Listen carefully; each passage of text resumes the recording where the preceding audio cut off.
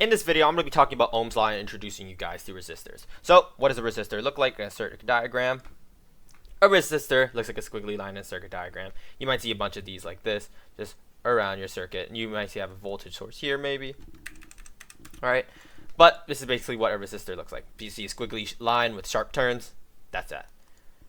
What about the voltage at a resistor? Well, the voltage at a resistor can be represented by V of R, specifying that this is the voltage at a resistor. And if you had multiple resistors, you'd see VR of 1.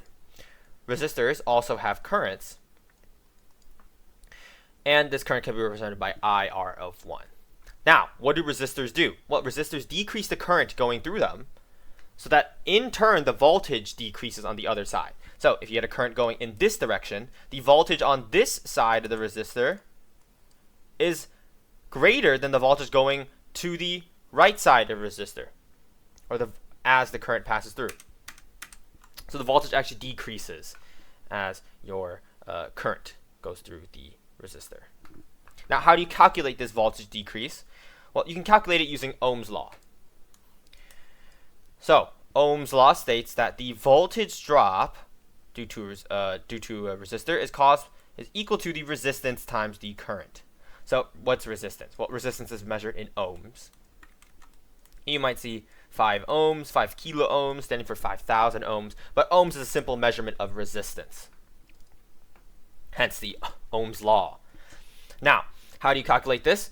Well, if you had some resistor that was 1 kilo ohm, right, 1,000 ohms, you had some current that was 5 amps, very large amount of amps, do not touch anything that has 5 amps, then 1,000 times 5 would equal 5k volts. So if you were to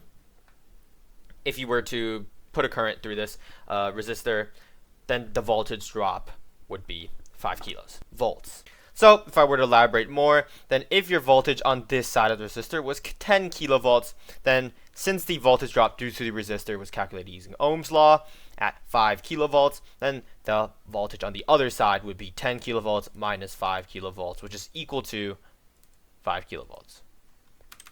And if your voltage was, let's say, maybe 8 kilovolts, and this resistor had 5 amps with 1 kilo ohm, then the voltage drop would be 5 kilovolts. So 8k minus 5k is equal to 3 kilovolts. So the voltage on this side of the resistor would equal 8 kilovolts, and the voltage on this side would equal 3 kilovolts.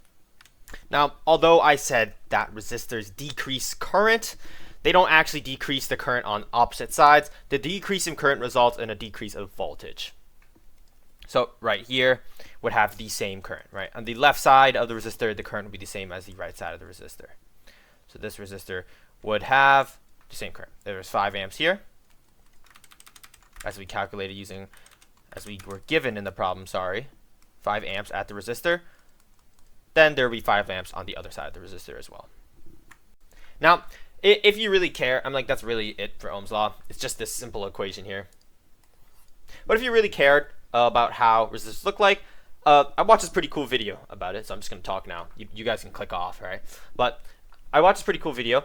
Resistors are made of different materials, and basically what they do is make it so that the passage that electricity can flow through is smaller, right? So if you had a larger wire, if you had a super, super large wire, then current would easily flow through that, since you have, I guess, a bigger pipe, so to say. So if there's a large water pipe, then it'd be easy for water to flow through that water pipe, correct?